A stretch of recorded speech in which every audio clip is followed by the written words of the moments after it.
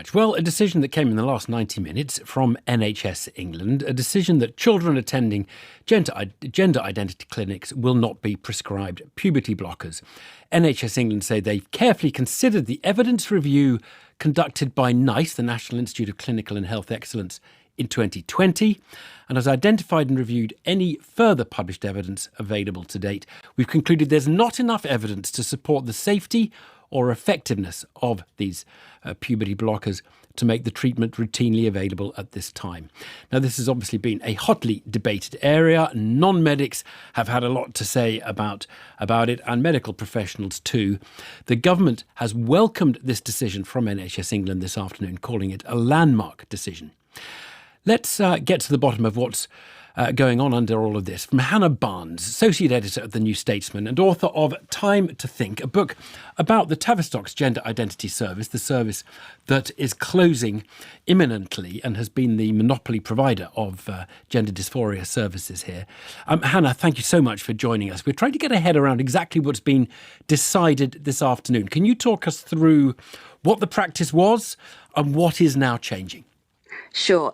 Well, like you, I've only had a limited time to look at these documents, but fundamentally, the whole pathway for puberty blockers for young people appears to be being closed. So at the moment, while GIDS is open, which it will remain so until the end of the month, it's been the case since about 2014 that any young person who has begun puberty and who meets certain criteria could be referred for treatment with puberty blockers to help treat their gender-related distress.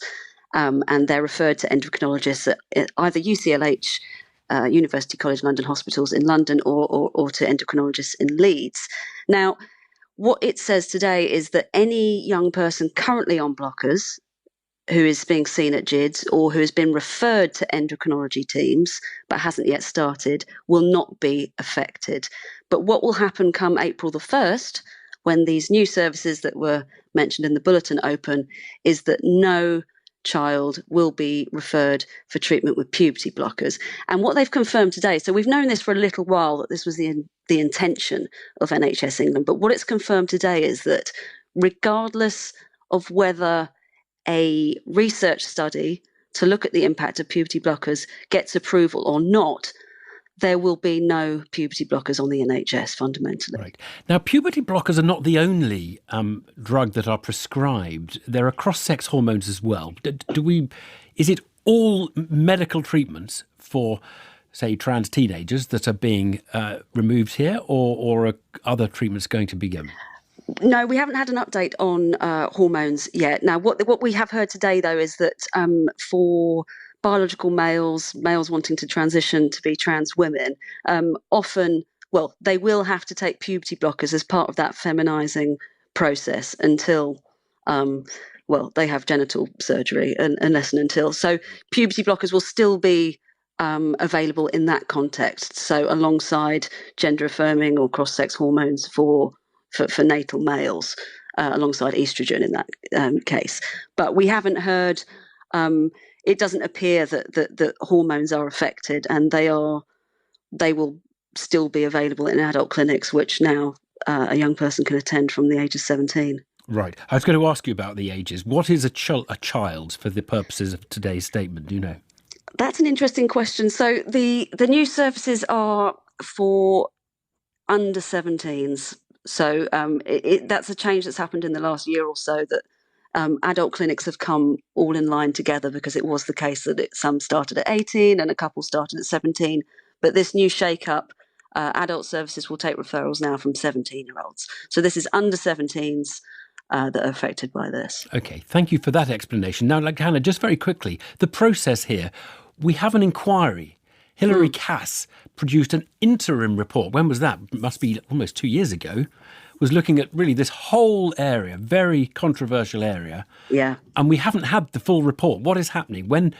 Why the announcement now? Why not wait for the report to be published? Well, you're right. It's exactly 2 years ago, in fact, since we had that interim report. And we are expecting the final report in April. And I can only my best guess of why the announcement is now and not when Dr. Cass publishes that final report is that, these new services are opening on the 1st of April. GIDS closes its doors for good on the 31st of Tavistock, March. the Tavistock Yes, Gender sorry. Identity Service. Exactly. Yeah. So I guess the decision was made that they had to put some information out there. About what you get at those news services. Exactly. Hannah, thank you very much indeed for that. Well, let's talk to Dr. David Bell, former president of the British Psychoanalytic Society. He used to be a governor at the Tavistock and Portland NHS Trust, and had concerns about what he was seeing there. David, thank you so much for talking to us. What do you make of the decision that's been made this afternoon? Well, first of all, can I just check that you can hear me okay? Yeah, no, good line. Yeah, carry on. Could I just introduce myself a little more fully? Is that okay? Yeah, go ahead. Yeah. Just to say that I recently retired from the Tavistock, where I'd worked for 25 years as a consultant, and I was a governor of the trust. That was, I represented the staff, that's the academic and clinical staff. Yeah. And it was in that role that I wrote the report in 2018, raising very serious concerns about the mistreatment of children and young people by the GIDS service. And that was part of the whole process that led to increasing public concern, then concern by the NHS England and the setting up of the CAS review and so on. So the concerns that I and others raised way back then have been very much validated by the interim CAS review and by the decisions of NHS England. And does this deal with your concerns? Is that it? Are there remaining concerns you have?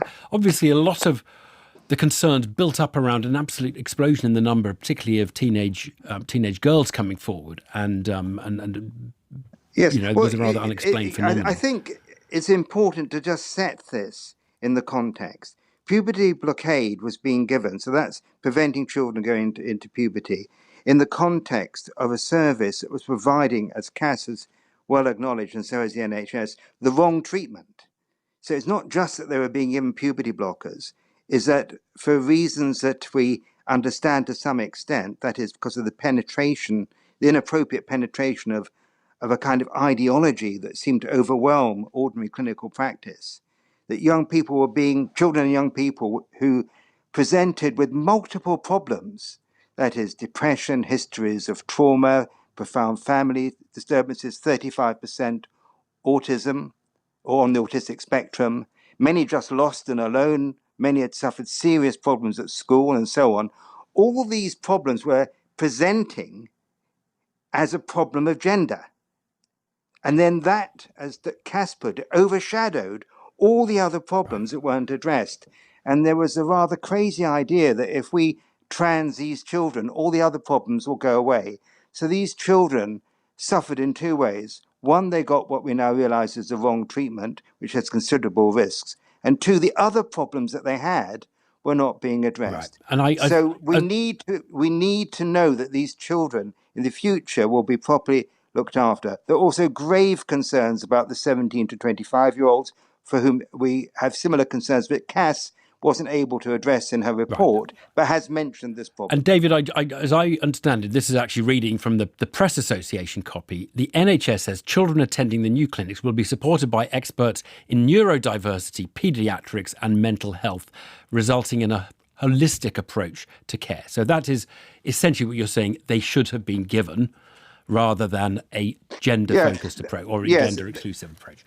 Yes, that's correct. I think I would just correct you on one minor thing, is you said transgender children. As I see it, and I think as Cass would see it, it's completely wrong to refer to a child as a transgender child. We talk about children.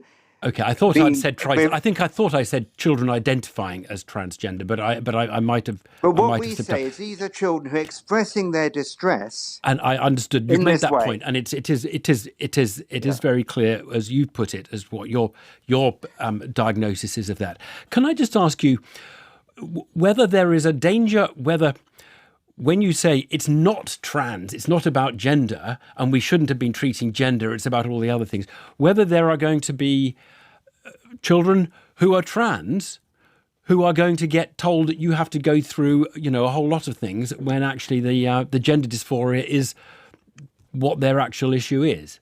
Well, let me say this. Gender dysphoria is a symptom. So to call it trans is to close it down. It's Okay, what we call I'm just for the sake of a conversation that has to be very quick. Is there a danger that we are? We know that the majority of children who present with gender distress will desist. They will change their minds. And what of those about the children will minority? turn out to be So what I'm confused asking is about the minority. Is there a? I'm wanting your opinion of this. Is there a minority who will now not get the treatment that would be ideal for them?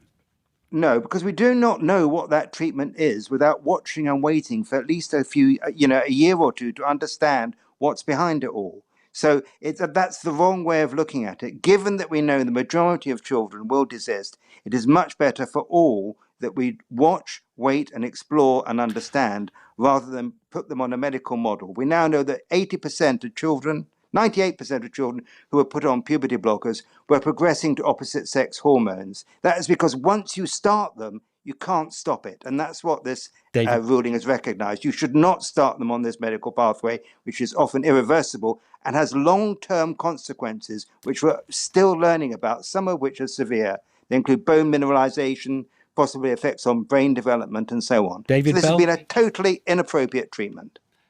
David Bell, thank you so much for joining us, formerly at Tavistock, and raising many, many concerns there. Right, 17 minutes past 5. I think we should have a look at some other headlines. Here's